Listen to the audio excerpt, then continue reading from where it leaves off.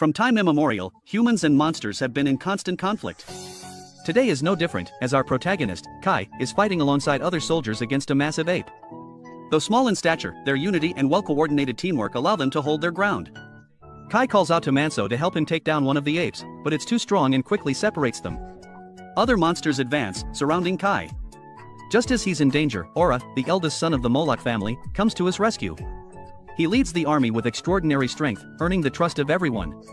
To instill fear in the pigtail apes and force them to retreat, he activates the power of the Earth God within him. The tattoos that appear are known as the sacred crests, proof that he is a guardian blessed by the Earth God. After this empowerment, he effortlessly defeats several apes with ease. Seeing this, the leader of the apes steps forward to challenge him. This leader also possesses special powers, making this a battle between chosen ones. Speaking in human language, it declares its wish to end the battle here. The two powerhouses charge at each other, but with his agility, Aura successfully evades the ape's attacks and delivers a fatal blow, cutting through its body and felling it instantly. Victory once again belongs to humanity, bringing joy to everyone. They have successfully protected their village, while the apes are forced to flee back into the forest. After the battle, Kai and Manso reflect on what has happened. Luckily, we managed to live through another day. The collection team then presents the spirit stone, found within the apes, to Aura. He drinks it down completely to increase his fighting strength, while the others each receive only a drop as a reward. They perform a prayer ritual to the gods before consuming it. Everyone feels a significant increase in strength, but still not enough to fight the apes alone like Aura can. Eating the core of the spirit stone greatly increases spiritual energy, thereby enhancing the body. Kai wants more, but Manso sets him straight. We're just ordinary soldiers, we're lucky to have gotten this much. The rest of the stone will be transported to the castle for the rulers. Like Aura, Lord Bosco decrees that the majority of the spirit stones must be given to the guardians. With them, they can maintain stability after each battle, which is how humanity can triumph over the enormous monsters. This is the immutable law of this world. Soldiers like them must become stronger without relying on spirit stones, so they can survive and return home as they did today. That evening, the warriors are treated to a feast. Thanks to your bravery, the village is safe, Moloch, Aura's father, says with pride. Manso finds this old man's constant platitudes irritating. To give so little food and then make them wait. Only the leader's family ever has enough delicacies. Yet Kai is delighted to have even a few of these dishes. Everyone can only wish they could eat more and resolves to work harder. The captain gets a larger portion, causing jealousy. He smiles and tells them, if you were stronger, you'd get a portion like mine. Kai vows to train so he can soon achieve such results, but when he swings his staff, he lacks the strength, still hungry. Suddenly, he blurts out some strange words, like, I wish I had rice cakes to eat. Manso has no idea what rice cakes are and asks about them. Kai says he just remembered it in his head, but doesn't really know what they are. This isn't the first time, he occasionally remembers things like this. While talking about food doesn't fill his belly, it at least eases the hunger. Kai points towards the graves of his fallen comrades. Those with families have their names etched on stone markers, but for warriors with no one, only dry twigs mark their resting places, as no one mourns their deaths. Therefore, Kai vows to live, otherwise he'll be forgotten, as if they had never existed in the village. To survive, they must win battles.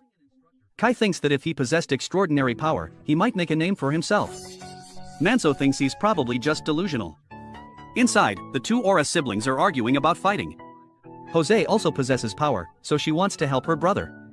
Aura refuses because their father doesn't expect her to choose the same path as him. It's too dangerous and she could die at any moment.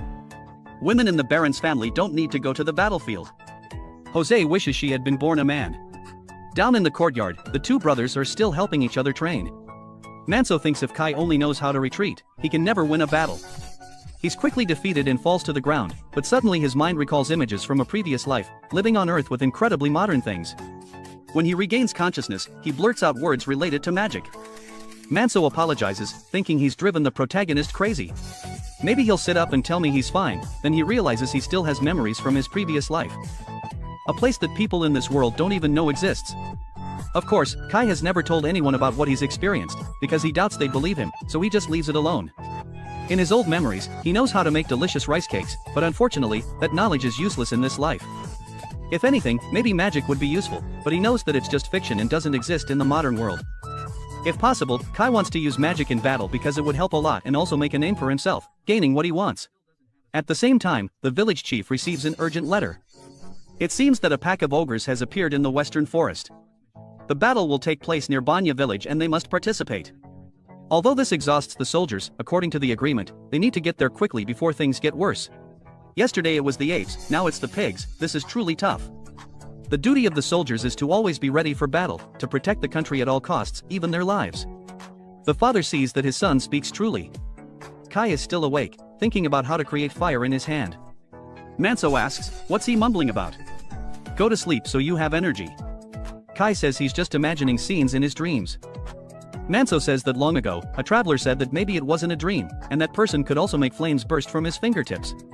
Just like what Kai was thinking, he seems interested, but Manso isn't sure if it's true because it's just a story he heard. Kai gets up very early the next morning, wanting to go to a secluded spot to practice. If what Manso said is true, maybe he can create magic.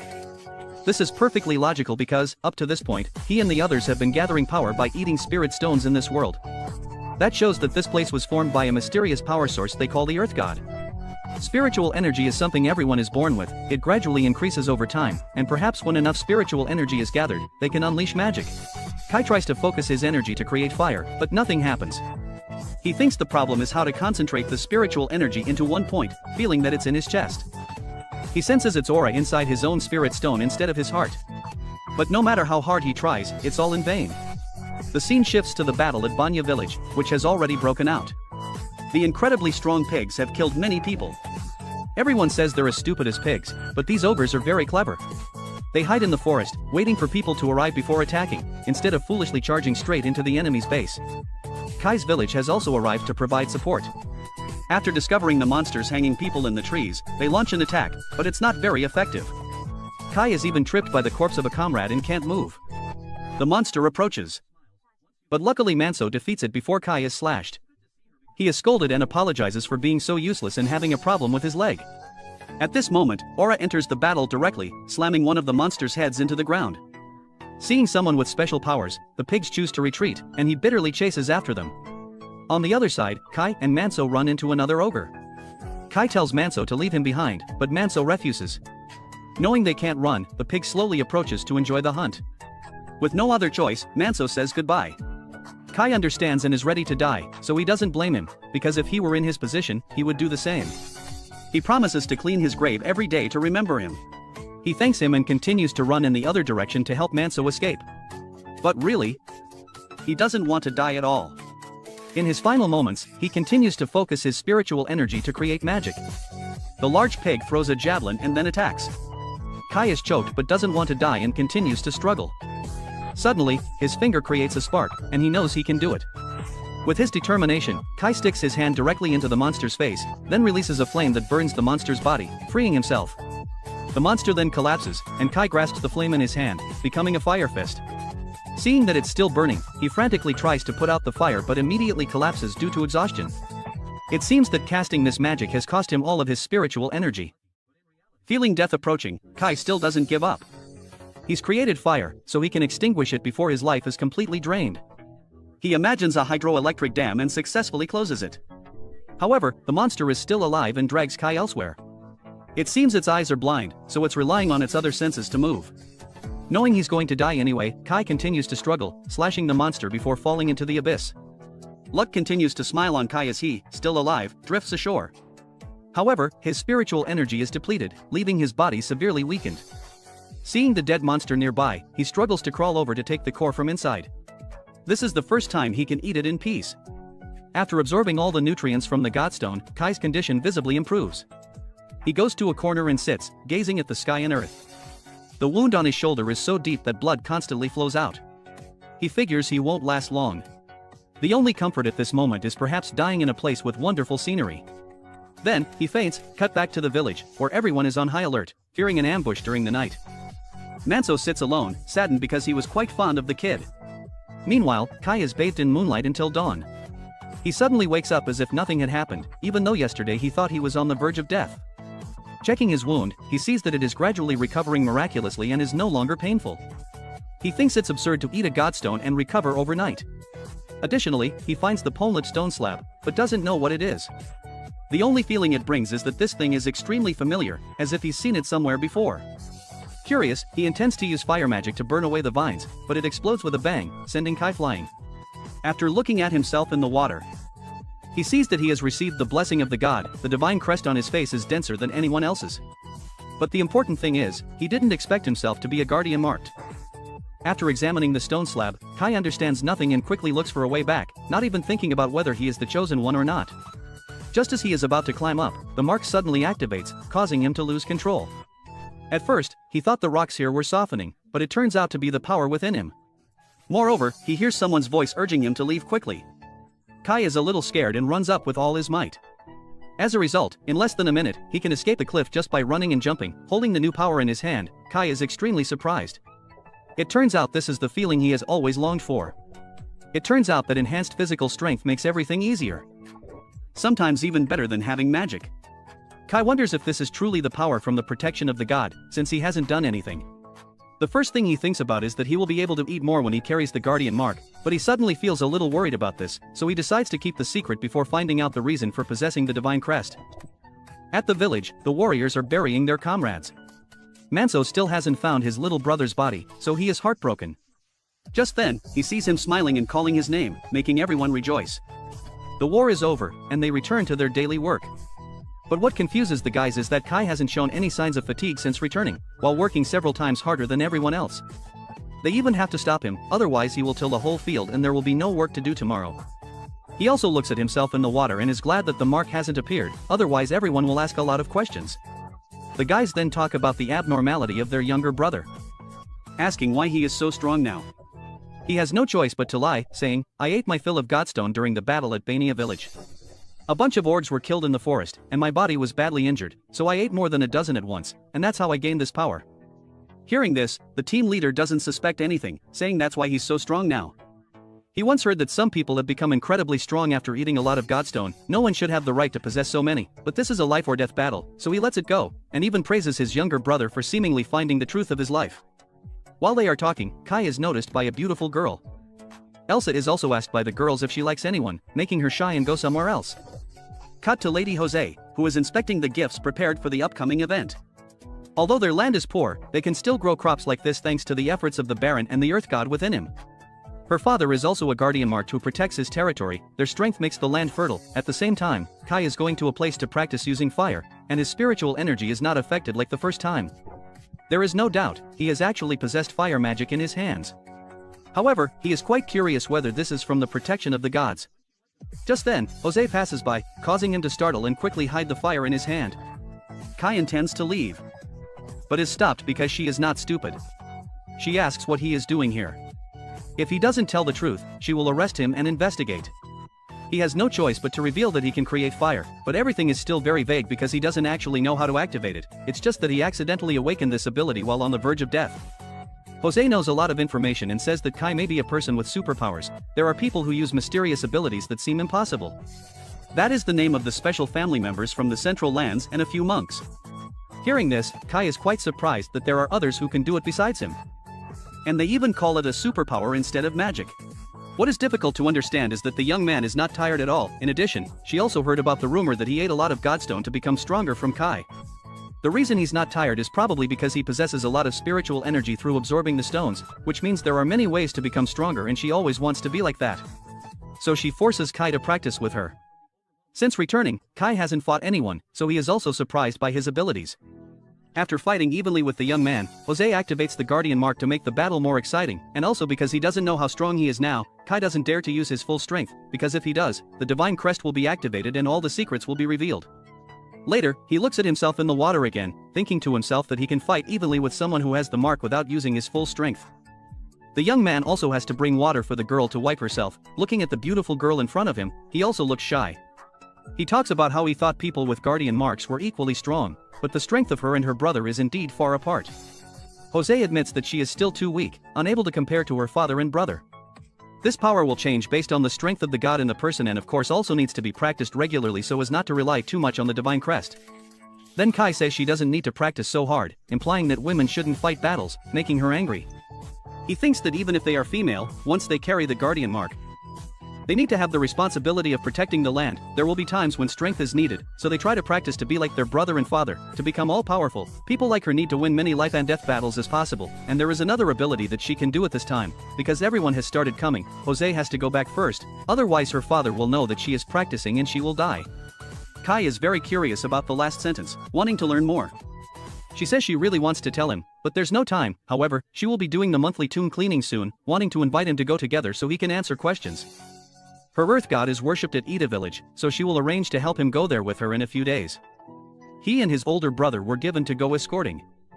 Ida village is the territory of the monkeys, so they must be vigilant. Luckily they haven't heard of any attacks recently. Some people ask Kai if the rumor that their teen was specifically named by the lady to go escorting is true, because it seems that she has noticed him. He is too shy. Fortunately, his senior helps him by saying that she doesn't know who Kai is. However, there are still many people who believe in the rumor, but the whole group turns to glare at Kai because he is being cared for by a beautiful girl arriving. They tell that this place used to belong to the Baron's family, but was forced to be abandoned after many monster attacks. Luckily there is still a tombstone that has not been destroyed. So every month people will come to clean and worship at the same time. Before that, this place was a field, but because it has been abandoned for many years, it is quite barren now. The grace of the earth god has also decreased and no longer reaches this land. That is the magic that the guardian marked help the crops grow. Then Jose specifically names Kai to follow and protect her, taking him to the flowers, and then activating spiritual energy to transmit it into the soil. Only those with guardian marks connected to the earth god can do this. This is her second ability. However, this place has been abandoned and the earth god has weakened, so it doesn't have much effect, just enough to keep this flower garden growing. The power of the person with the divine crest directly affects the land they live in, just like in the village, because her father is very strong. The harvest is always good. A lord is required to possess this ability to help people develop. After inspecting the tomb below, they both go inside to clean. There is also a pole-lit stone slab here. The writing is exactly the same as what Kai found in the valley, which means that place used to be the tomb of a god.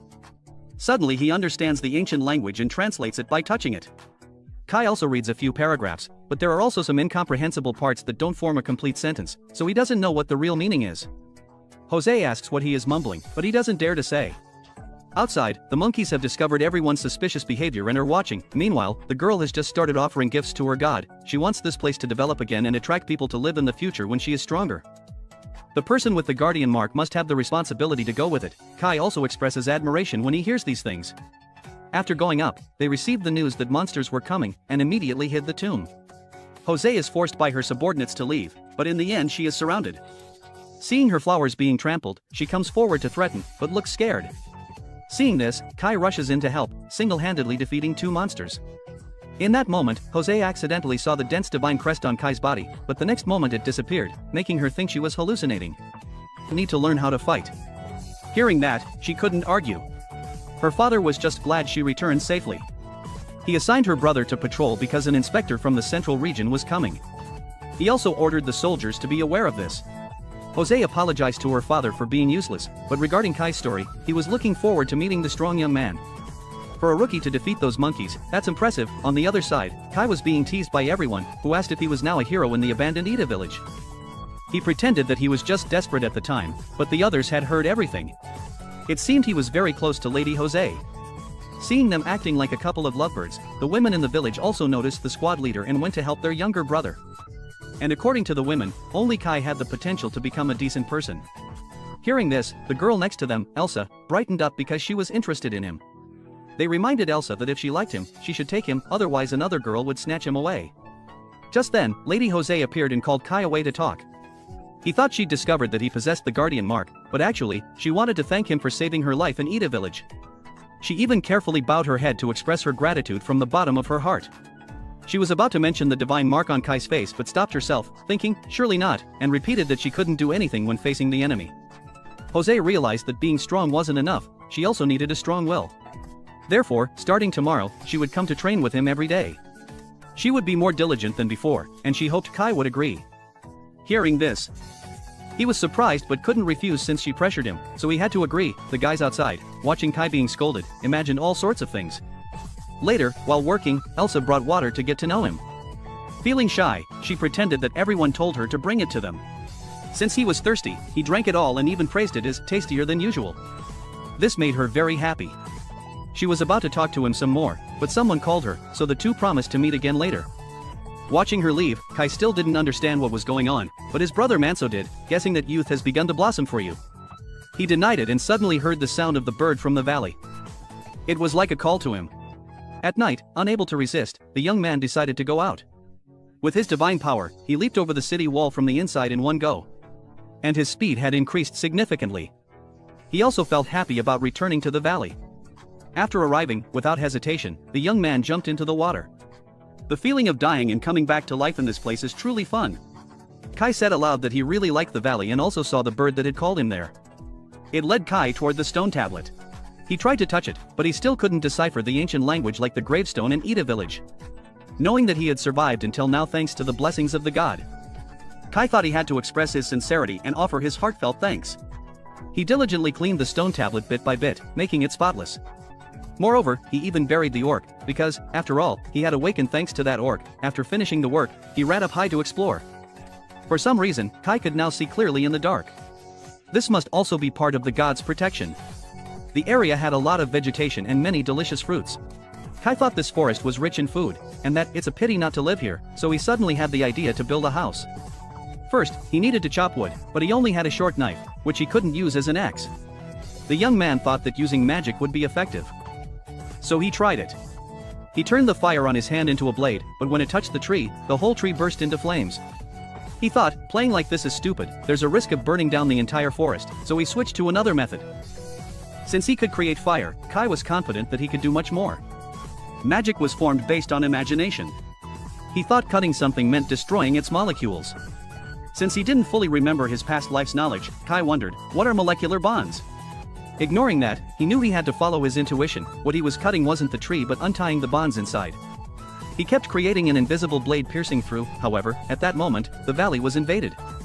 For some reason, the orcs were there searching for something. Kai discovered a new tribe he had never seen before. Knowing that this group wanted to enter the valley, he subconsciously activated his guardian mark and rushed to stop them. About to attack, Kai regained his composure. The others spoke a different language that he didn't understand. They even threatened him with knives, but they were stopped. The old man knew Kai's language and introduced himself as Borech, the leader of the dwarf tribe. The old man knew humans' language since he used to interact with merchants. They were masters of craftsmanship, so their products were always considered valuable goods. First, he apologized for entering the forbidden area. They came here to ask for the ancient covenant with the great god of the valley. Seeing everyone kneel and bow, Kai didn't understand. Borech said that the god there looked like a human. Since ancient times, the dwarf tribe had lived in peace and worshipped the earth gods. But recently, the orcs had continuously attacked, putting the tribe at risk of extinction. That's why they had to run here to beg for help. A weak race like them couldn't possibly fight the towering orcs. The old man kept calling Kai the ancient judge, please save them from their current plight. He hoped he would listen to the tribe's pleas. Kai curiously asked what judge meant. Borech explained that it was someone who possessed great power surpassing all creatures and protecting all creations. He shook his head, not thinking he was so great. The spear carrier from before also told the leader about this, not believing that he was a god. It was said that the manifestation of the judge was a brave warrior who strictly punished those who disobeyed. This small human can't be the great figure in legend. Being seen as small, Kai was annoyed because he was still much taller than them. But the old man believed the truth. In his youth, he had angered the god by entering the valley without permission. As a result, his eyes were damaged. Although he could no longer see the sunlight, he possessed power and could see many other things. This world was filled with the light of spiritual energy, and Kai was emitting a very noble blue light that couldn't be mistaken. He was the manifestation of the god of the valley. After receiving this power, Kai had become the judge. That was absolutely true, not made up. In addition, they said that they had offered a sacrifice to the valley to ask permission to enter. That was his granddaughter Arugi, who vowed to dedicate her life to the valley. Hearing this, Kai disagreed with this approach and immediately went to see. Just then, the rope broke, so he jumped down to check. He didn't want anyone to die in this place and tried to do something. Seeing that the girl was seriously injured, he thought about a type of magic that could heal. Since he had healed himself, it meant he could heal someone. The young man concentrated on restoring all the damaged parts and cells in her body. Although he didn't know what this was, he finally succeeded. Kai was surprised that magic could also heal. Up above, things were starting to happen as the orcs had arrived. Many people had been killed. Kai was furious with this group for daring to set foot in his land. He went to the leader, but he threatened him back by activating his guardian mark. In Kai's head, a voice appeared, kill them all, engrave the pain into their bodies, and sow fear so that no one dares to come here again. It seemed the god of the valley was very angry, and so was Kai. The old man vowed to contribute his meager strength, as he was also marked. The dwarves were loyal to the god of the valley and would try their best. Kai activated his guardian mark, making the hogs realize he was the master of this place. The leader still ordered his subordinates to attack. But Kai immediately defeated him. The old man also rushed in and killed one, being praised for his agile moves. The dwarf tribe inherited good fighting techniques. The rest depended on the judge, Kai. He stood up and sentenced them to death for daring to invade and defile this valley. The leader was scared and spoke in human language, begging for forgiveness, saying this was not a matter for the judge but an issue between the orc and dwarf tribes. He didn't care and said this was his business because they had entered the valley without permission. That was enough to warrant a death sentence. At this moment, power radiated from him, creating a blue light. Kai had merged with the god of the valley, saying, "For the peace of the valley, I will kill him now." The image of the god also appeared behind him, staring the enemy, who bowed and begged but only received a shake of his head. Pushed to the brink, he tried to do something, but with a wind blade, Kai cut off his arm, leaving everyone not understanding what had just happened. Immediately after, the final verdict stabbed straight into his chest to extract the divine stone, proving the victory. He had sown terror in everyone and also understood many things. He was no longer confused, for this was the god of the valley who used the blue flame to burn his eyes. This god had no mercy for invaders but also bestowed mercy on those who deserved it. Kai was the great manifestation wielding the balance of life. The god of justice had watched over the world since the age of the gods, and above all, was the judge. After obtaining the god's vein from the monster, Kai was reminded that absorbing it would grant immense power. This was the first time he had defeated someone bearing a god's crest, so the godstone was clearly larger than those from other individuals. The dwarves were thrilled that Kai was about to take the protection away from that pig. It seemed that whoever consumed the god's vein of a crest bearer would absorb the earth god's power and inherit the protection. However, if one didn't want to, they could consume it like any other godstone. Old man Polek advised Kai to take advantage of this to increase his own strength, so he would be powerful enough to protect the valley. Hearing this, Kai cut off some of the godstone and shared it with the old man as a reward for his contribution. Polek was grateful and consumed that energy to strengthen himself, but it seemed a bit too potent for him. Nevertheless, Kai took a gulp and drained it all at once. Immediately after, his body reacted. The soul of the earth god blessing the pig also escaped, as it was not of the same caliber as the god in the valley. When a crest bearer died, the soul of the god would return to a sacred site. More importantly, Kai started feeling discomfort in his chest. It seemed this was the effect of eating the god's vein of a crest bearer. Kai said he was fine and just needed to return to the valley to rest, also asking them to stay away from there. While unconscious, Kai recalled a childhood memory of losing his family and loved ones to monsters. When he woke up, he was surprised to find old man Polek's granddaughter, Arugi, lying beside him. He asked her what she was doing there and why she didn't go home. Arugi was worried about him, the god's protector, so she had covered him with a blanket. She had already vowed to dedicate herself to the god in the valley, so she only asked that Kai heed the plea of her clansmen. From now on, she would always be there to serve, that was her role. However, Kai didn't want that and advised her to return to her people. Arugi refused, as her grandfather had said that doing so would bring disaster upon everyone. Kai found it annoying and tried to send her back, but she wouldn't listen. He had saved her life, so she would serve the god's protector forever. After arguing for a while, they heard a bird chirping, making Kai realize it was morning. He needed to return to the village, so he advised Arugi to go home. The dwarves were still waiting for him to allow them to live there, as they would surely die if they left. They were willing to dedicate themselves to the god in the valley. Their homeland was being attacked by orcs, so even temporarily, they hoped for a place of refuge in the valley to live. Seeing them all bowing like that, the god judge reluctantly agreed but forbade them from setting foot in the valley. Just as he was about to leave, the old man reminded Kai of a few things to avoid danger after returning to the village. Kai hurried to the meeting spot to spar with Lady Jose. She asked him what he had been doing that made him late. He pretended to say, "I overslept," and then started training. In another development, Baron Vejin went to Manso to ask where Kai was.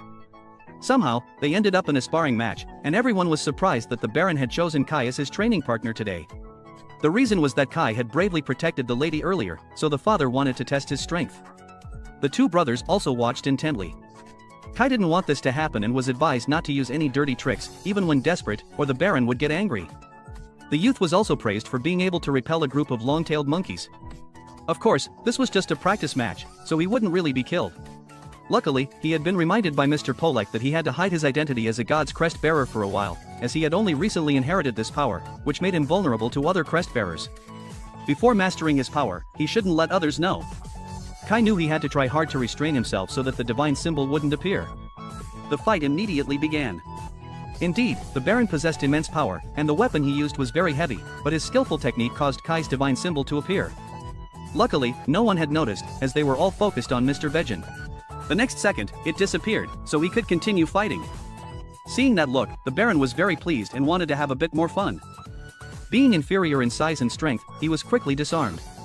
However, he didn't give up but rushed straight in to grab the opponent's legs with the intention of knocking him down. The two brothers were shocked to see that this guy had the strength to lift one of their father's legs. The Baron then kneed Kai away. Jose was pleased to see that that was all he could do and that he wasn't stronger than her. While Kai was panting, Mr. Vegan smiled contentedly, saying he liked Kai very much. That's why, from tomorrow, he would personally train the youth to become even stronger. He didn't like it, but it was an order, so he reluctantly accepted, thinking to himself that this father and daughter were crazy, always making him fight. Jose was also happy because there was no one here who could fight with her father like her, thinking that she would have to be even stricter tomorrow. The brothers then came to help him up, but still smiled because they saw the youth being beaten. Manso teased him, saying, "Don't worry, if you die, we'll bury you properly." Elsa, who witnessed the whole incident, was very worried about Kai. It turned out that she had known him since she was a child, which was why she was always paying attention to him. A few days later, when night fell, the youth woke up to go to the valley, so he ran straight to his favorite valley. He hadn't had any time to go to the stone tablet because he had been harshly trained by that father and daughter. He also greeted his god with a word. Somehow, he also discovered that a small house had been built next door. When he went inside to take a look, he saw Arugi happily welcoming him. She had built this house herself these days and was waiting for him. When he asked if the dwarves had entered here without permission, he learned that they hadn't. Seeing the many wounds on her hands, he believed her but still had to send her away, but she wouldn't listen. She immediately took out food to tempt him. For some reason, she had been able to harvest a lot of things here. Her cooking skills were flawless, it looked delicious just by looking at it. The food came at a price, but it was too good to resist. Aru, seeing Kai eat like this, also brought a lobster.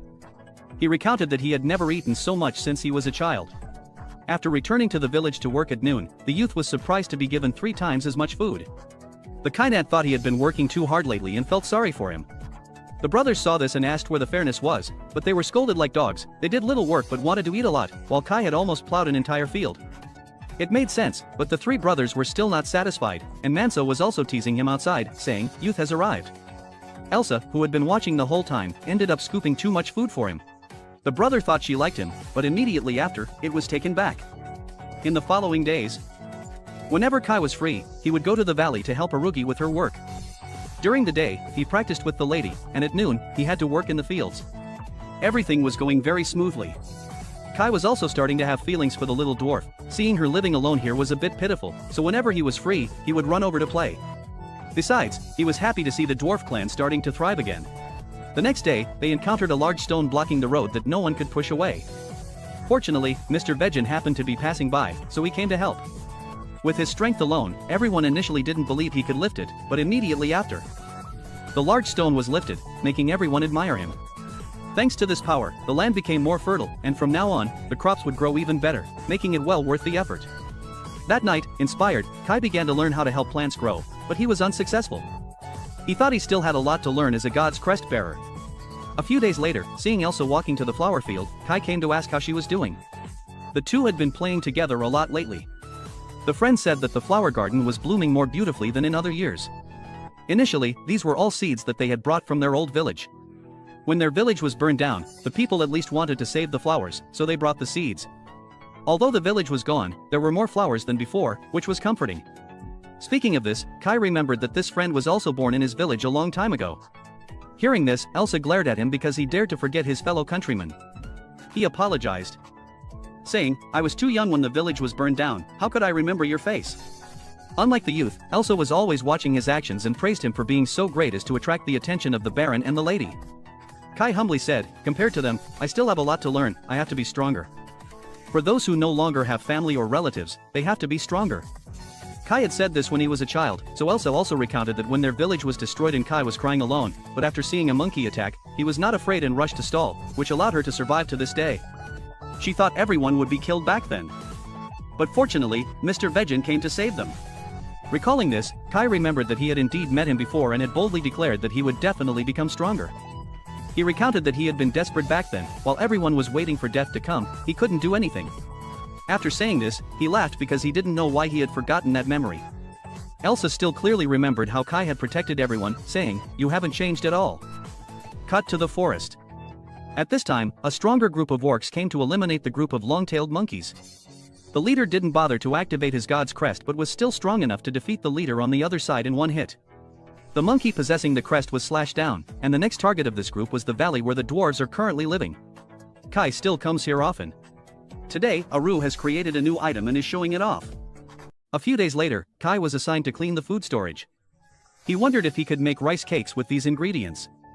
Just then, Elsa walked by and, hearing him, curiously asked what rice cakes were, as they sounded strange. Kai didn't know how to explain, though he'd never tried them in this life. He was willing to bet they were delicious. His older brother then came in, urging him to move the food onto the cart. The others looked jealous that Kai was being chatted up by a girl while working. It turned out that the inspector was on his way, so they had to hide some of the food to avoid being taxed. Aura wondered if this was really necessary. Grain was certainly precious, but it wouldn't hurt to give the people a little more. Sir Vegin explained that the village's reserves were low this year, which was why they needed to hide some to ensure the livelihood of the people.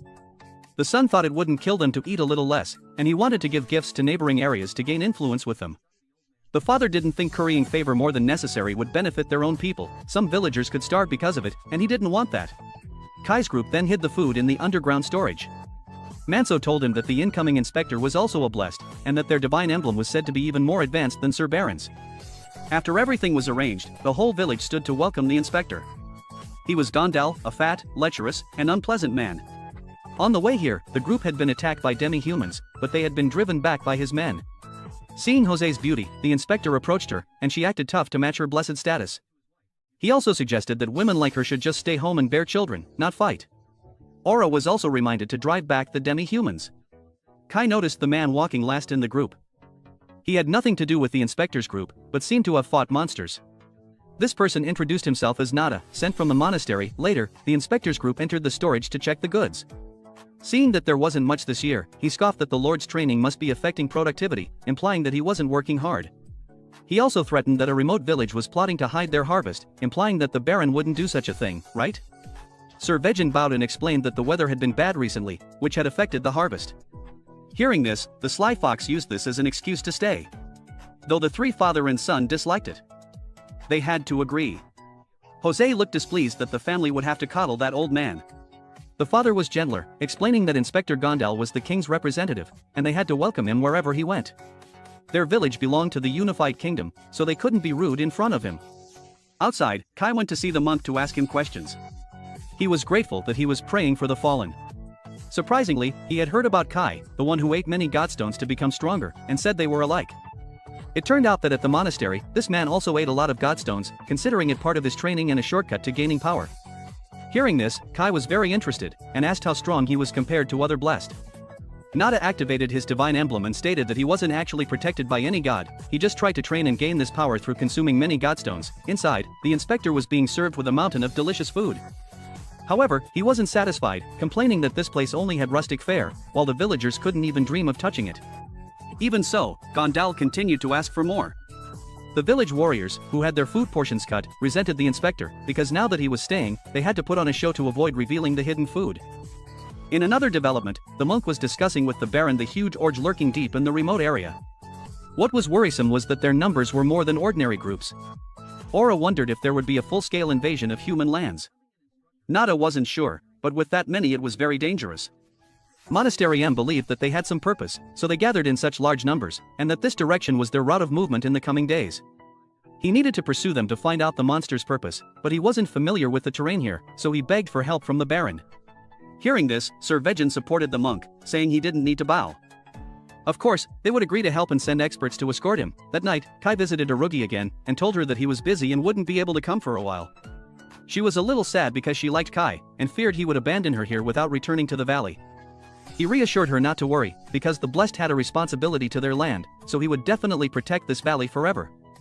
Afterwards, Kai met with Old Man Polek to ask for advice since he was going to follow them. According to him, the target could be the pigs that were defeated here before. This was serious, but Kai confidently said he was prepared for it. The next morning, the young lady was sent to follow the monk to learn. Normally, this would be the job of the eldest son, Aura, but he had to pursue the monkeys that attacked the inspector. Besides, since Kai was going, the Baron was quite reassured. At this time, the young man was given food by his girlfriend. Though she didn't know how to make rice cakes, Elsa still spent time researching how to make them.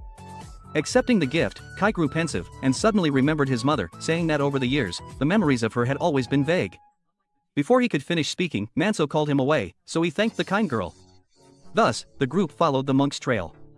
The young lady Jose was going to ask Kai what he thought about girls standing up to fight, but was a little shy, so she stopped. Later, they discovered that there had recently been a conflict between the monkeys and the pigs, with corpses littering the area, which puzzled Jose. Nada thought the orgy he was pursuing had caused this. The fact that there were more monkey corpses than pig corpses meant that there was a huge difference in strength. The leader of the orgy was an extremely powerful individual. More importantly, they still didn't know their true goal. The monk then told the other two about the prophecy that an unavoidable, powerful god would appear in this remote land.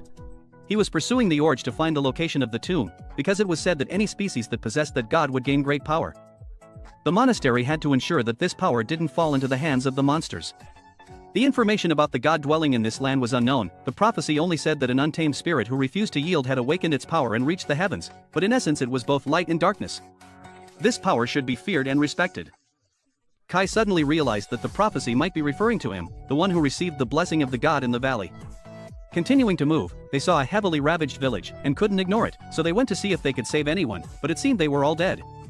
The Yuzels were a peaceful race that had no hostility towards humans. Their horns had been cut off to be used as decorations, and there were orge axes as well. Nada then asked to separate to investigate the god of the land here, and Kai was sent by his brother to assist. Thus, they split up to search for the injured. Entering the main hall, the monk used fire to light it up. Surprisingly, Kai had no reaction, which made him realize that Kai already knew about this ability. He tried to deflect by talking about the tombstone of the god of the land at this village. On the other hand, Rose found a trail of blood leading to the house, thinking there was someone inside, but it turned out to be an orge. In Kai's place, he was trying to translate the ancient language, and also discovered a dead warrior. Bringing them all outside, they saw only pigs, which meant that the village wasn't attacked by the main force. Judging by the clothes of the person just carried out, it was probably the Baron of the village. Most likely she was a blessed and had stood up to fight. This gave Jose more faith that she could also do as the divine emblem holders did. The hypothesis was that this girl had fought all three powerful orgs at the same time because she wanted everyone to escape, so she chose to use her body as a shield to buy time, which was why so few villagers had died. Despite the difference in strength, that girl was still very strong. What helped her overcome fear was her love for the people. That's what the monk thought. Kai was also informed about the mission of the blessed. No matter how strong the enemy, the blessed individual must not back down. After burying the victims, they asked about the information on the tombstone. Nada said it had nothing to do with the god he was looking for. However, he had learned one thing, that the main force of the pigs was elsewhere. Based on the battle with the monkeys earlier in this village, they calculated that the remaining orgs were heading towards the forest, and perhaps the tomb of the god he was looking for was there. Suddenly Kai realized that this direction was the valley and the dwarves were in danger, so he asked to go scout alone, because he was very confident in his speed. Hearing this, the monk agreed to let him go. As for the group of dwarves, they were also receiving news that a group of orgs was heading straight for the valley. As predicted, the old man, hearing this, wanted to scout himself to grasp the situation in time. In another development, the villagers had noticed strange movements from the group of monkeys. Aura kept moving closer and also discovered a large number of monsters. They seemed to be preparing for war. To deal with that many enemies, at least 100 people would be needed. However, since their current numbers were too small, the elder suggested retreating. Aura still looked like he wanted to fight, but seeing that everyone else insisted on going back, he followed suit. Recently, the situation had become much more dangerous. The orcs and monkeys had been showing unusual behavior continuously. The group escorting Lady Jose could do nothing but wait for Kai to return with news. Unless they knew exactly where the orcs were heading, they wouldn't dare act. The girl, getting impatient from waiting, thought she should have gone with them. Since it wasn't too dark yet, she wanted to chase after them right away. Monk Nada advised her to trust the young man. He was confident that Kai would return safely, so she shouldn't worry. To ease their minds, the monk climbed to a high place and used his monk abilities to search for the protagonist. His 1,000-mile vision technique could scan a certain range, and with some luck, he might be able to spot some important information. As for Kai, he was rushing back to the valley. Upon seeing numerous footprints, he deduced that the enemy's numbers were immense. Suddenly, from within the bushes, the dwarves sprang out and attacked him, mistaking the young man for an enemy. It seemed that Polek had led these people to intercept the orcs' advance. After Kai explained the situation, they began chasing the monster horde. He complained, saying he had already told them to let him handle things in the valley. But one of them responded, "We have our own reasons to protect that place. The villagers are building homes and settling there now, so of course we have to defend it." As Polek had said, they were devoted to the god of the valley, and hoped to help Kai even if just a little. In turn, doing so was also a way of protecting themselves. Nearby, the orcs were cutting down trees en masse to clear a path. With such numbers, a head-on fight would be extremely dangerous. But Kai, on the other hand, wanted to strike quickly and decisively before they could invade the valley. Just as he finished saying that, the orc leader spotted them. At the same time, the gluttonous inspector was still gobbling up everything in sight while constantly complaining about how disgusting the food was. Elsa, seeing this, bent down to clean up, only for the lecherous old man to start ogling her pretty face. He was about to ask her to pour him a drink so he could flirt with her, when the head chef arrived with more dishes and also poured him wine, helping Elsa step away. Elsa bowed her head and thanked Adelia. Seeing the girl looking downcast, Adelia comforted her and said, "Don't make that face. If Kai comes back and sees it, he'll be disappointed." Just then, Aura returned and announced, a war was about to begin. Back at Kai's location, he was currently sparring with the orcs. The ordinary ones couldn't even land a hit on him. With support from several dwarf warriors, Kai grew noticeably more confident. The rest of the orcs, seeing the scene, began to hesitate. Seeing this, the orc leader stepped forward to engage Kai in a one-on-one duel. It was far larger and stronger than the others, at least 100 times more powerful, and even possessed a divine emblem. Judging by the pattern, Polek realized that this might be one of the infamous Ricdaros. It was known that there were 6 such ferocious orcs on the continent, each carrying an extremely powerful earth god. Their goal was to make the northern orcs invincible. And so they were called Ricdaros. Hearing that, Kai decided to go all out, telling the others to fall back and not interfere with the fight. At the same time, the monk's clairvoyant eye happened to witness the scene and realized that Kai was the one who possessed the god he had been searching for. The enemy didn't attack right away. Instead, he spoke of the previous wielder of the valley god's power who had died some time ago and that he had heard nothing about the successor since then. Now, standing before him, Kai was the next one to inherit the will of the valley's deity. He had to thank the previous orcs for relentlessly pursuing the dwarves. Thanks to that, he was able to find this place. Just as Polek had predicted, the remnants of the orc horde had passed on this information, allowing the new enemy to arrive. The voice within Kai continued to echo, urging him to kill them all. He agreed, then charged into the fight. His opponent possessed overwhelming strength, while Kai focused more on speed, allowing him to dodge with ease. He weaved around and slipped behind the enemy, stabbing forward, but unfortunately, the orc's body was so tough that his spear snapped in half. Seeing this, Kai kicked the broken spearhead and drove it deeper into the opponent's body. However, this orc was unlike any other. Its wound healed almost instantly, in just a few seconds. Kai was soon captured, unable to do anything. Polek had never encountered anyone bearing a divine emblem who could regenerate at such an incredible rate. Their only hope now was that the enemy wasn't truly immortal. The orc, disappointed that Kai was chosen by the valley god, believed the deity must have greatly declined. He declared he would steal everything from Kai and invade the valley as well. Kai thought of Arugi and the children above. He couldn't bear to lose anything, so he immediately activated his magic. Flames erupted, burning the orc's arm, shocking everyone watching. The monk now understood why the monster hadn't seemed surprised when it saw the flames from Kai earlier. It was true that the magic was powerful. However, it still had many limitations, especially since the enemy fully understood this ability. As a result, in the next exchange, the monster managed to block the attack and prevented Kai from dealing any damage. Kai was blown away and shocked to see that his opponent could resist the flames. It seemed the spirit of the earth god residing within the orc had protected him. For deities who were familiar with the natural laws of this world, such things were even simpler. With sheer indomitable will, they could guard and heal their wounds. Kai was now at a disadvantage, as none of his techniques were working. Back in the village, Elsa and the others were hurriedly harvesting crops. She was deeply worried about the one she loved, hoping that Kai wouldn't run into any trouble. A great battle seemed about to begin, and no one could predict what would happen. At that moment, Kai had been completely overwhelmed by the enemy's defenses. The rice ball Elsa had made for him was flung to the side. Seeing Kai utterly exhausted, the orc didn't immediately kill him.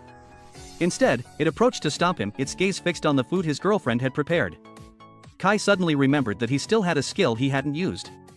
He picked up the rice balls and pretended to have lost the will to fight, while thinking to himself, I need to surpass the laws of nature to the point where even the earth god within that guy can't protect him. He wondered whether the gods of this world even understood atoms and molecules. At the same time, he activated the wind blade on his arm. The orc, full of confidence, declared he would seize the power of the valley god. Just as he swung his axe down, his arm was suddenly severed, leaving everyone stunned. In pain and rage, the orc charged with his remaining arm, only to be sliced in half by Kai's blade, a strike that defied all known natural laws. Witnessing this scene, the monk finally felt at ease and deactivated his clairvoyant eye, surprised that Kai had wielded a divine power never seen before. Below, everyone sensed an approaching rainstorm and began to worry. Rose suddenly collapsed, sending the crowd into panic and concern. After winning the battle, Kai directly absorbed the opponent's divine stone and drank the sacred emblem dry, erupting with immense power. He forcibly subdued the earth god to claim its strength. With their leader defeated, the orcs were terrified and fled. Soon after, Kai fell into a coma, leaving the dwarf grandpas and grandsons deeply worried. After a period of unconsciousness, Kai finally woke up. He asked what had happened, but they said they were about to ask him the same thing. After eating the god stone, he had suddenly collapsed. Regarding the enemy Kai defeated, that orc definitely possessed a powerful earth god, and after Kai took the god stone, its connection was severed. The light phenomenon surrounding Kai was likely the cry of the absorbed god. After cleaning himself up, Kai asked if anyone had felt an uncomfortable gaze watching them during the battle. His companion had felt it too, but ignored it because the gazer didn't seem hostile. Having taken care of that, the dwarves would return to the valley, and Kai would return to the others. Due to fighting so much, the young man's stomach was growling. Fortunately, he still had some of Elsa's rice cakes, so he took them out to eat. After finishing up, the main character returned and learned that Rose had fallen into a coma. After seeing the wound on her leg, Kai asked the monk Nada if he recognized it, and wanted to know what he had learned from the orc army. He pretended that after approaching the orc army, they had already been defeated by someone, and the armored figure was there with the dead leader, probably for that reason the other ran in fear. So the situation was, he said, that they need to bring the young lady back to get treated right away. That was their most immediate thing, so Nada didn't ask any more questions. Along the way, he reminded the young man to be careful of the blood on him. And after returning to the village, they were shocked to see the scene of utter devastation. It seemed that they had just endured an attack from the monkey horde. To be safe, Kai scouted ahead to see what the situation inside was like. Many had lost their lives in this monster uprising. The main character ran up and asked Uncle Bosco what had happened, and learned that the entire village had been targeted by the monkeys in vast numbers. Luckily, they had Lord Vegan on their side, so the situation had been salvaged, though as Kai could see, the damage was enormous. The monkeys were experts at throwing stones, so the villagers had all been evacuated to the castle. Kai hurried off to find his friend. He called out Elsa's name and was relieved to hear her answer. Thankfully she wasn't hurt. She was also very worried about Kai. Afterward, Lord Vegan seemed unsurprised to find his daughter in a coma. It turned out that Aura had suffered a similar condition already. The monk said that these symptoms were caused by the monkeys. After checking on Aura, he was no better off than Rose. Scouts had determined that the monkey forces had grown in number and appeared to be preparing for another attack. Kai sat in the village, looking disheartened, because he hadn't expected the damage to be so extensive. Elsa mentioned that she, her mother and her younger sister had managed to evacuate here just in time. Though scared, she felt safe whenever she thought of Kai's face. Kai thanked her, saying that he had won thanks to the food she had made. Before they could confide in each other, Manso arrived with a message that Lord Vegan wanted to see him. Inside, the young man continued to conceal the fact that he had defeated all the orcs. Now, the only threat was the monkey horde. To change the tide, they needed to cleanse the curse from the two individuals bearing the mark of protection. The monk, Nada, said it was the result of a curse placed on the gravestones of the gods they possessed. The clever monkeys were using this method to neutralize the strongest warriors on our side. Not only that, but they were about to launch another attack. Therefore, before that happened, Lord Vegan wanted to ask Kai and the monk to lift the curse from Rose, trusting in Kai's strength. Nada had no objections. The location was the abandoned village that Kai and Jose had cleaned previously, and the gravestone of the god Rose possessed was not far from there. The survival of the village depended on this mission, so Lord Vegan was relying entirely on Kai. From now on, it would be a race against time. As the young man headed downstairs, he overheard the sound of the old monk, Gondel, playing around. Kai wondered if this person also carried the mark of protection, and if he could possibly be of any help. The monk hoped so, but that was likely very difficult.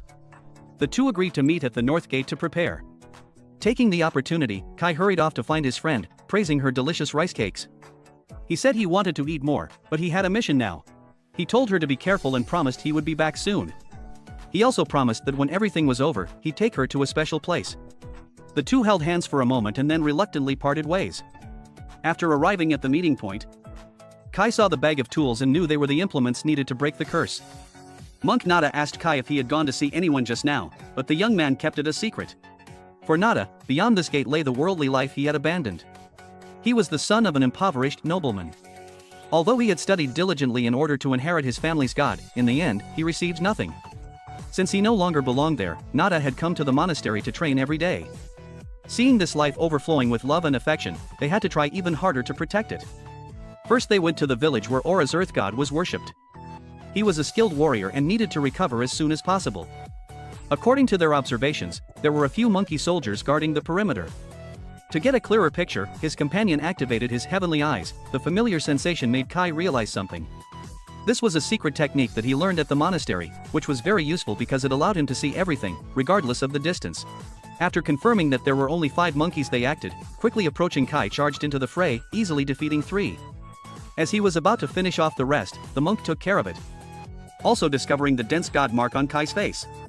He had unwittingly activated it without realizing it. The other man then bowed deeply and reintroduced himself. I am Nada, a truth-seeker sent by the monastery to search for the truth about the gods. He hoped that Kai would use the power of the wild god in his body for the benefit of a unified kingdom of mankind. Kai, not wanting that task, urged Nada to quickly lift the curse from Aura before the monkey horde arrived. While cleansing with holy water, he explained that the unified kingdom needed a new and powerful god like him. Kai realized that he had been brought here specifically to discuss this matter. Nada bluntly stated that the kingdom was weakening year by year, and Lord Gondel was a prime example of this. Although he possessed the god's mark, he indulged in the extravagance bestowed upon him by the king. As a result, the power of the gods supporting the king had seriously diminished. If prosperity were to return to its former state, an army would immediately be sent here to deal with the monkeys, rather than the village having to fend for itself. The number of tragedies was increasing, so they needed a powerful new god to change the situation.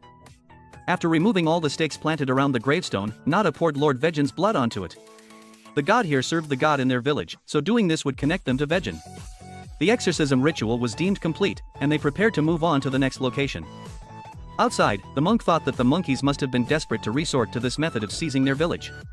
Casting a curse on the gravestones would cause the entire land to lose its vitality. They would also be affected, but since they had no other choice, they had gone this far. According to the monastery's research, the monkey kingdom was facing a great threat. Their invasion of the village was simply to find a new home for their entire tribe.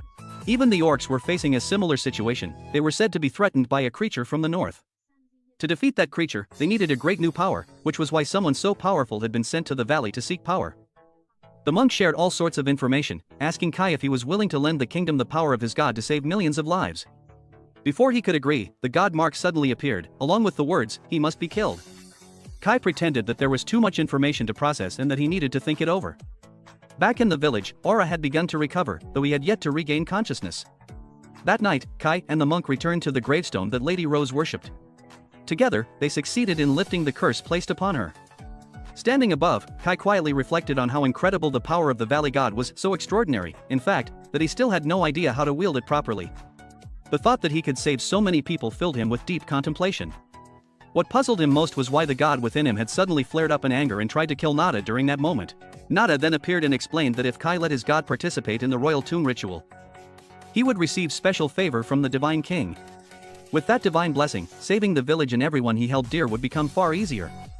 Kai then asked, what about the dwarves? Since he also wanted to protect them. But the monk, knowing that the dwarves had begun to worship Kai, insisted that he abandon them. The royal tomb would not accept those who were revered by beings considered lowly demi-humans.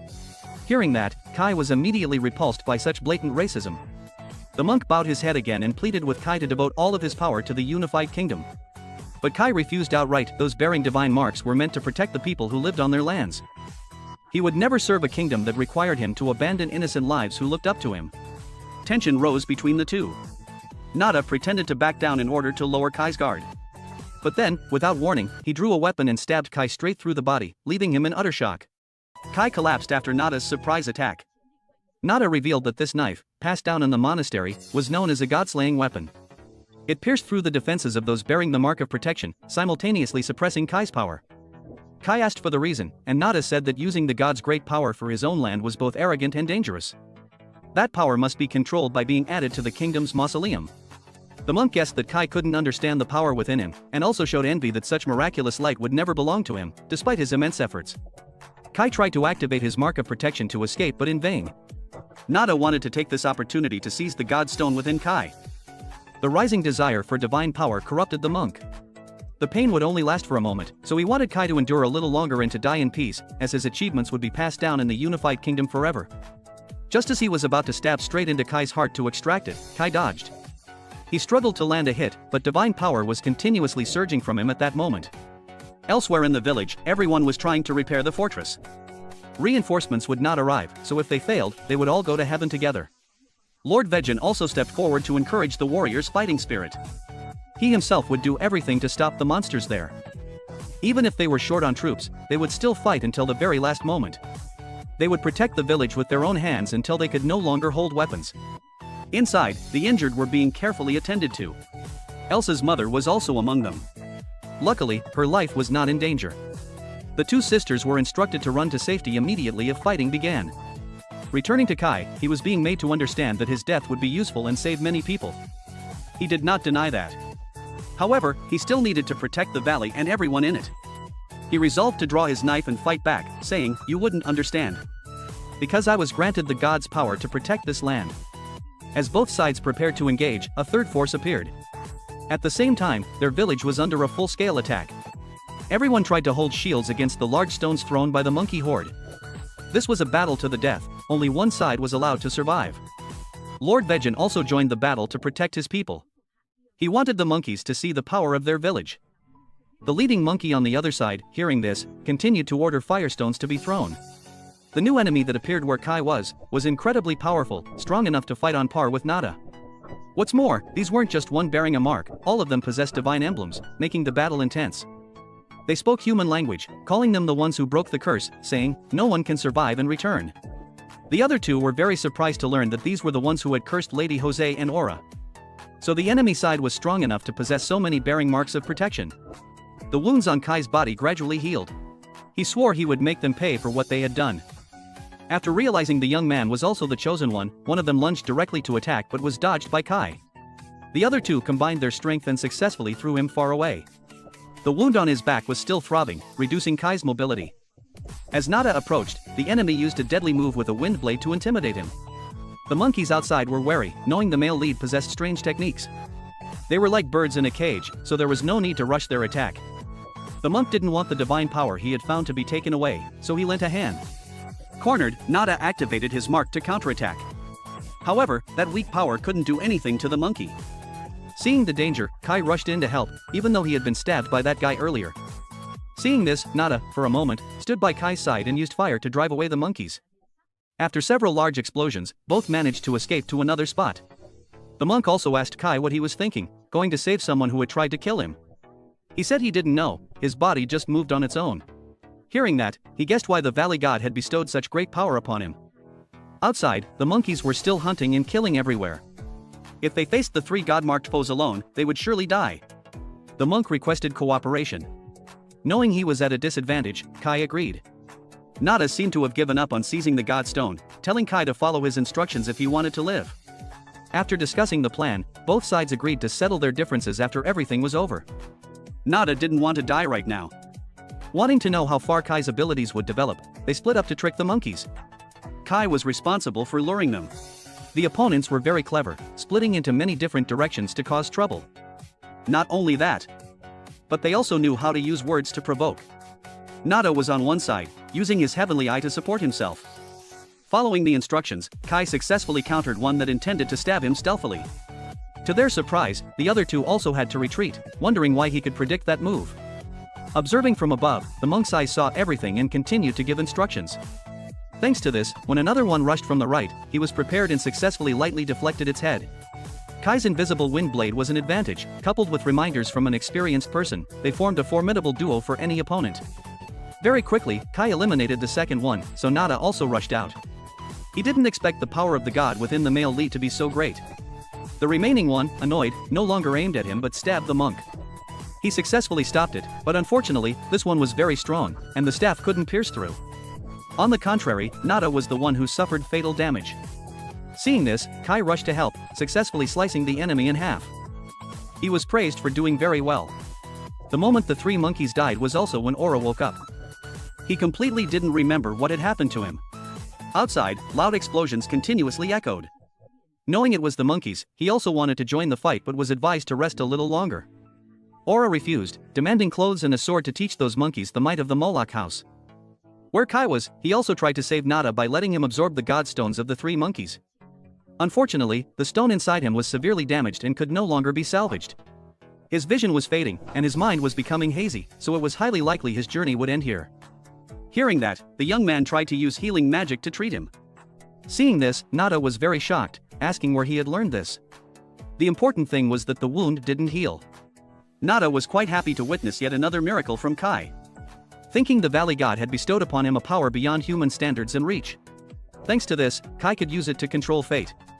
In his final moments, Nada admitted his foolishness. At least he had witnessed the power he had always wanted to see from Kai. He also wished Kai could find peace for himself later on. Having said that, the monk closed his eyes and passed away, making Kai a little sad. Along with that sadness, a heavy rain continuously poured down. In the village, Jose finally woke up. She knew a big battle was happening, so she tried to help her father and brother. A message from Vejin was also conveyed to her. That was, if necessary, she should flee the village and find a way to survive. His saying that meant the outcome of this battle was still unknown. Vejin didn't want Jose to fight. This made her very sad because in the end, she still wasn't recognized. After all, she was just a woman. Going outside, she saw many seriously injured people, and the young lady allowed everyone to freely use her father's room for rest. The Moloch family would fulfill their duty of repelling the demi-humans, so they could rest assured. A few soldiers went to the fat man's room but didn't find him. They thought he would step up to help fight, but there was no way that would happen. Gondal and his subordinates wanted to escape from this place, believing they couldn't hold out much longer. Above, Elsa, undeterred by danger, brought food and drinks to the warriors. Although it wasn't delicious, they were extremely grateful. After going down and seeing Gondal trying to open the back door, they began to worry. He wanted to return to the capital immediately.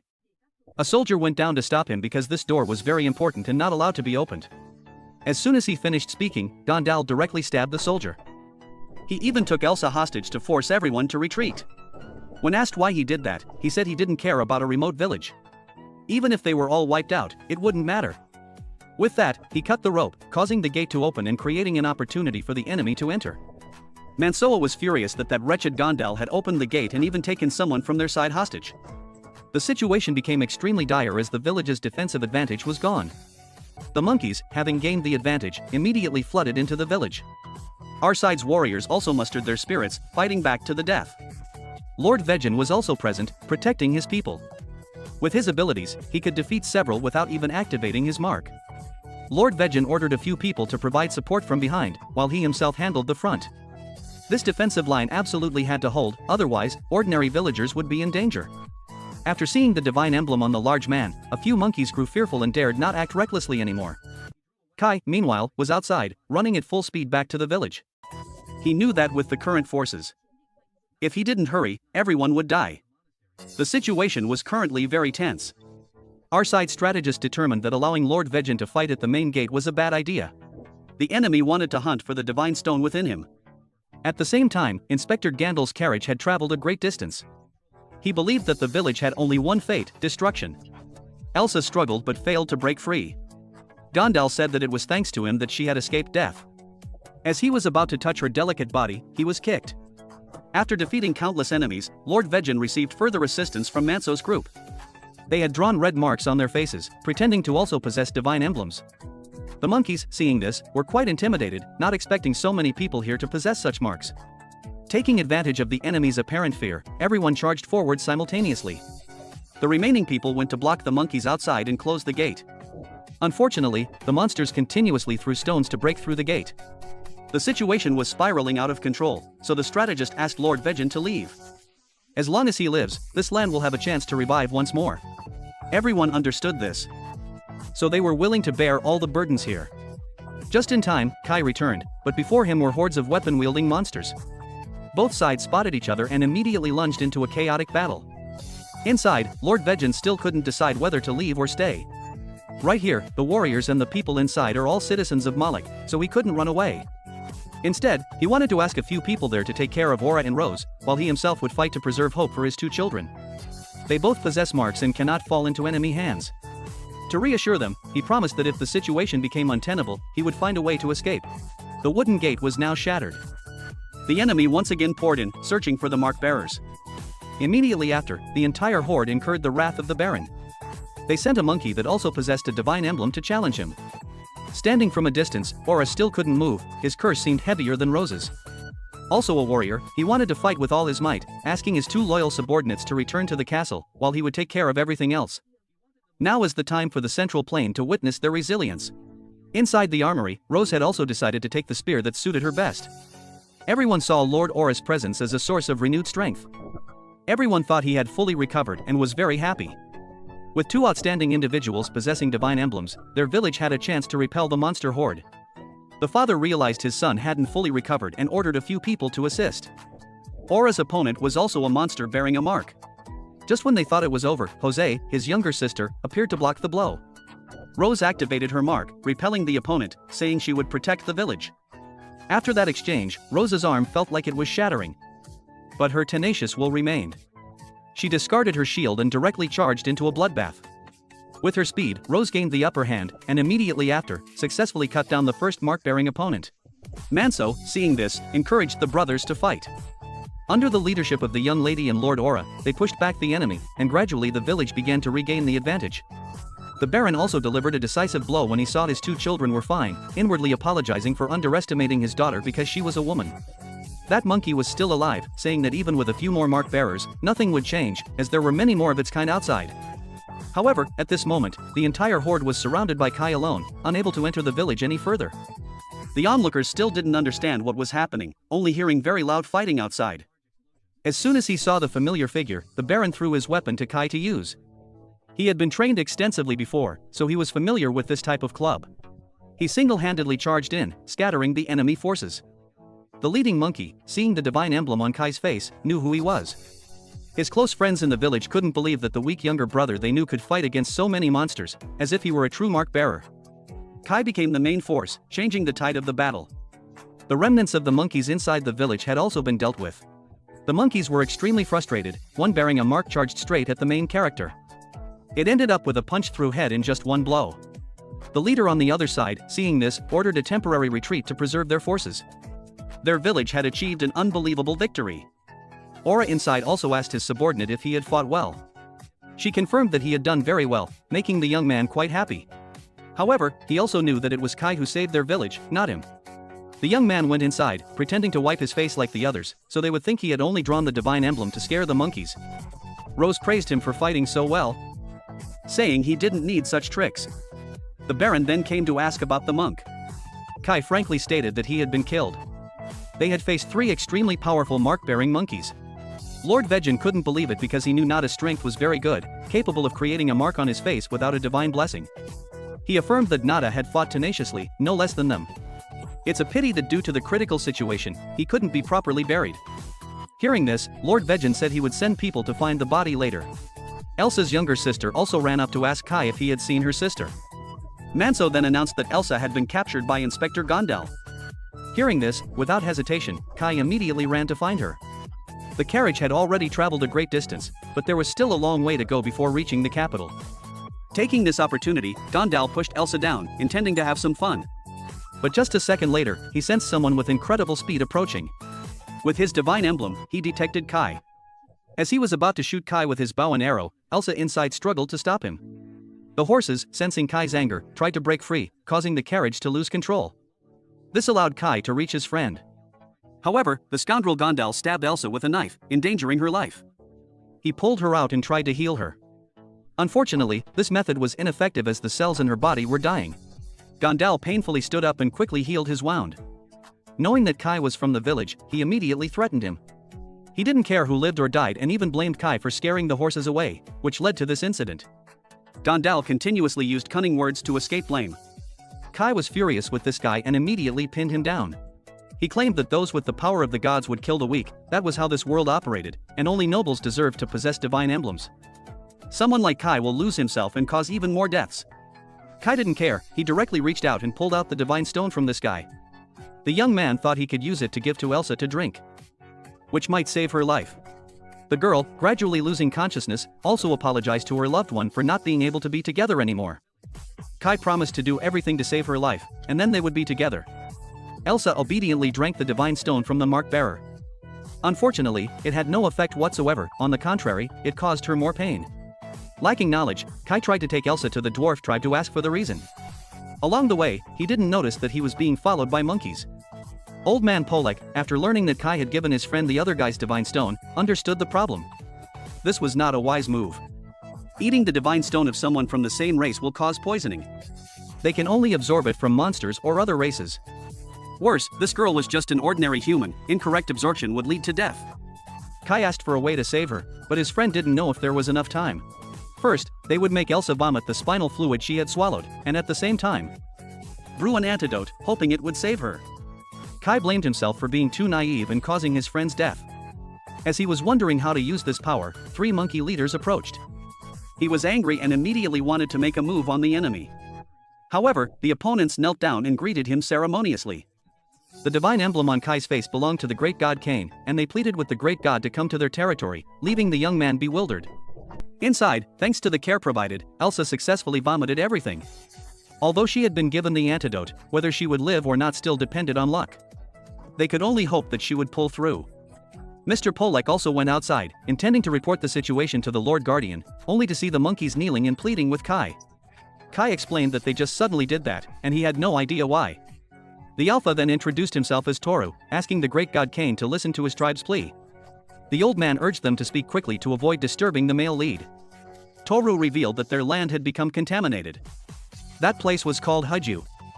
But recently, due to the appearance of an extremely powerful entity, the entire land had become contaminated, devoid of life, food gone, forcing the monkey tribe to seek another land to survive. That contaminated god was also known as Diablo. Hearing this, the valley god within Kai was extremely enraged, wanting him to destroy this entity. Seeing the young man's strange reaction, the old man also grew worried. Receiving a plea from the village's very enemies, Kai could not agree, telling them not to demand too much. He angrily asked if they knew how many people they had killed in his village. The monkey next to Toru could not control himself and loudly said that many of his own tribe had also died. Master Toru truly resented Kai, but because Kai was a god who could be asked for help, he swallowed his pain to kneel and make his request, only to be refused. He also threatened that if Kai did nothing, the war would continue.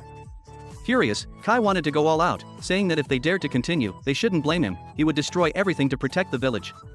The old monkey heard this and had to apologize. Then pushed his subordinate's head down. The subordinate remained indignant because, in reality, their attack on this place was merely a desperate attempt to survive. With no other place to live, the entire tribe would die. Kai, however, didn't give a damn and told them to get lost. The young man went in to check on his friend and saw that she was still not well. Mr. Polek said he had done everything he could, the rest depended on her strong will to overcome it. Regarding the earlier plea, the old man also advised the male lead a few things. Kai, however, believed that it was only because the monkey horde attack that Elsa ended up like this, so he would not do anything to help them. Polek continued, the dwarves inadvertently witnessed that plea. Although they don't like those monsters, this is an ancient law. As a judging god, Kai cannot ignore that plea. It is indeed extremely difficult to accept, from his emotional perspective, but standing up to help others is the true nature of a judging god. Although Kai is called differently by the two tribes, the monkey tribe truly worships him. Once the balance of the world is broken, Kai has the responsibility to step up and adjust it. It sounded as if he had to save this world. Mr. Polek bowed, informing Kai that he had received divine protection. The god he possesses is stronger than any other earth god. Using that power to help the world is his destiny, so he cannot avoid it.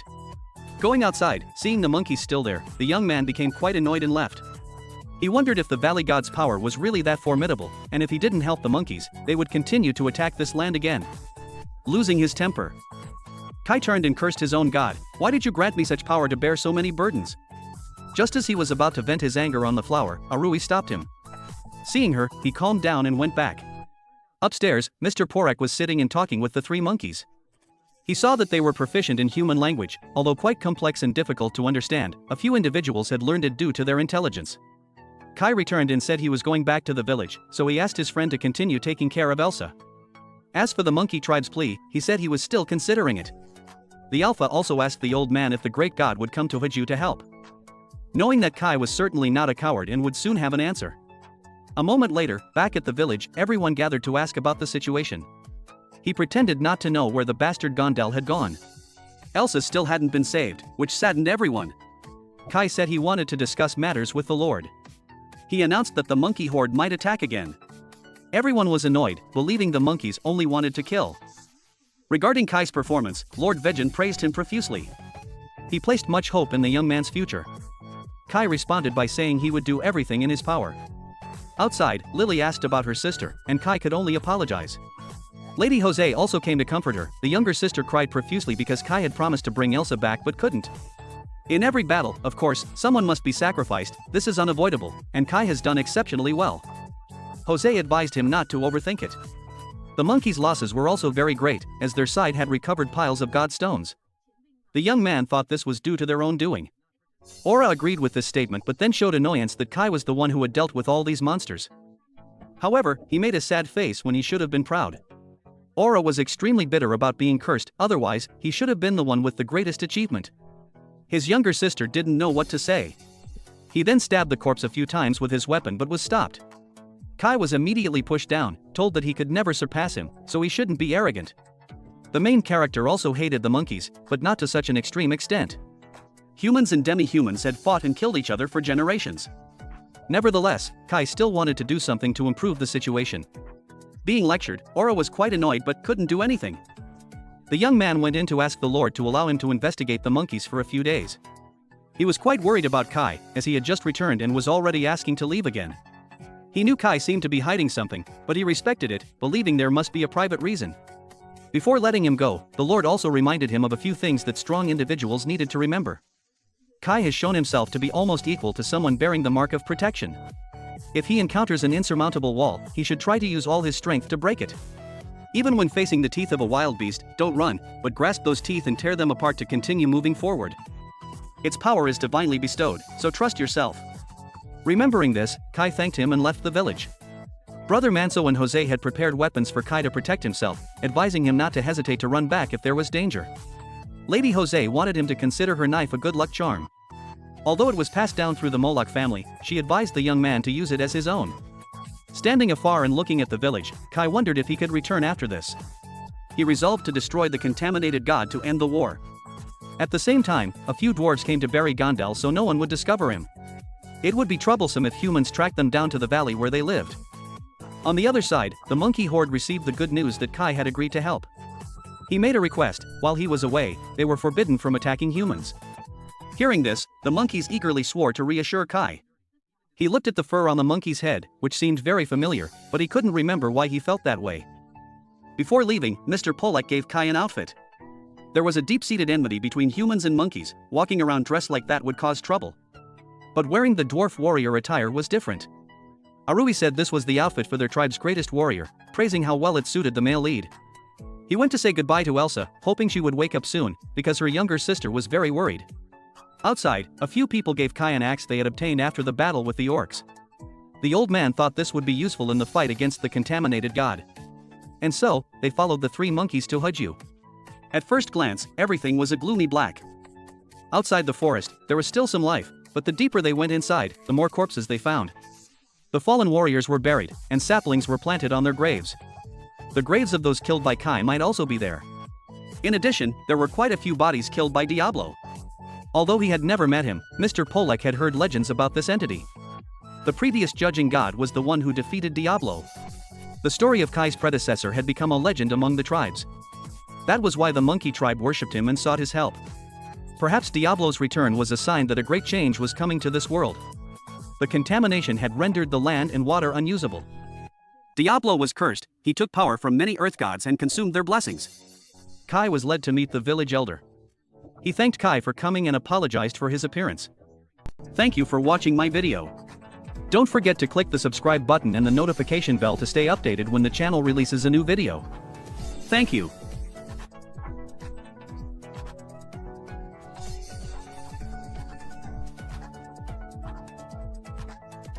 Thank you for watching my video. Don't forget to click the subscribe button and the notification bell to stay updated when the channel releases a new video. Thank you.